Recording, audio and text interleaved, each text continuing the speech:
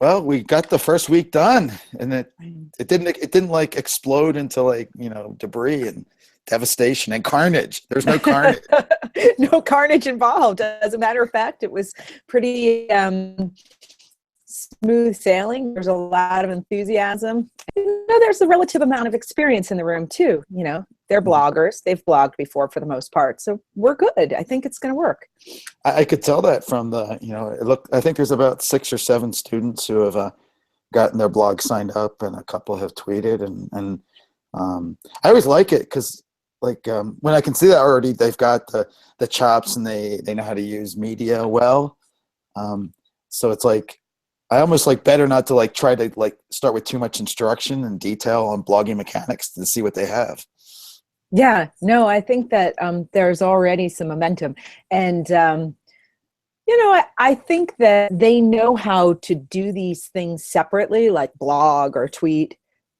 But the whole idea of building a learning network is I think that aspect of what we'll discover together will be really special, important, and novel.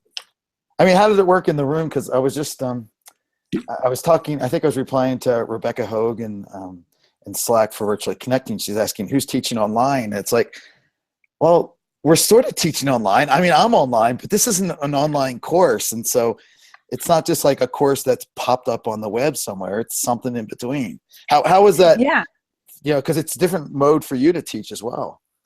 Yeah, I mean, no doubt. This is a kind of theme of my teaching identity these days. That is, when someone asks me, "Do you teach online?" I hesitate because it's always a face-to-face course, but there's a life that's vivid and a key aspect of the learning environment that's an online element of the course, and it's asynchronous and going on, and sort of it has a life of its own. So yeah, it's an online course and a face-to-face course. It's both at the same time in different ways. Yeah, all that.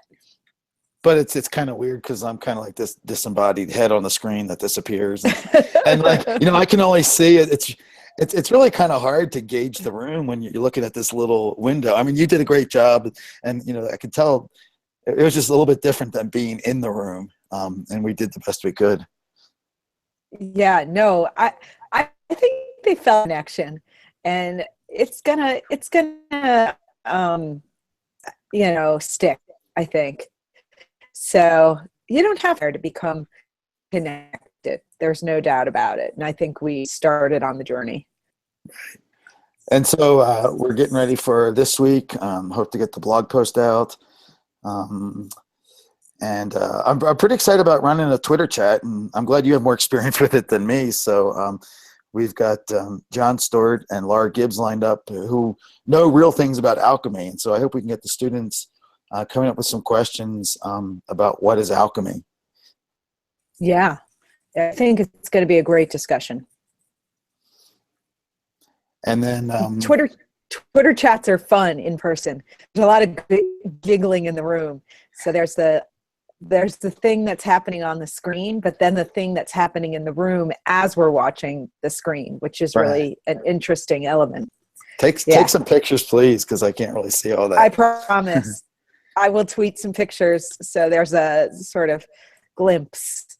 Right. And so we're still getting them acquainted with the tool set. Out of class, we're going to ask them to set up hypothesis so we can use it next week. And we're getting ready for our first studio visit. I just heard back from Leo, and he gave some great ideas for some of the activities we can roll in. Yeah. And it sounds like he's got in mind the kind of mode that we wanted to do to make this conversational. Yeah, it'll be great. And so it's I think our idea is to run these before class, and then in class sort of have a discussion, maybe Twitter chat based. Yeah. I was thinking they could actually tweet out one of those YouTube links to the moment in the video when they want to talk about, wow, when Leo said this about identity, I was really confused, or something like that. Yeah, that's a really good idea. I mean, we could even, depending on his schedule, we can, of course, invite him back to chat with us about the chat. So that's all great. And then there'll be others, too, who are joining in and checking it out for the first time. It works. It's good. Yep. and we're still rolling. And oh my gosh, yeah, like I know it's that weird thing where you thought I sent you something, but I guess you were so moved by it that you sent me a package. What are you talking about? Yeah, I didn't send anything. I don't know anybody. I'm looking at the address here. I don't know anybody from New Jersey except you. I swear to God, I didn't send anything. And I don't know. You know that I love old cameras. I love. Well, I knew that you're a photographer, but I didn't send that, Alan. Yeah. I wish I did. And I have another one, but this one's different because I can't seem to open the back where you got to the film, and it's kind of got this warm feeling to it, and occasionally I don't know, it's kind of freaking me out a little bit. I don't know what it is.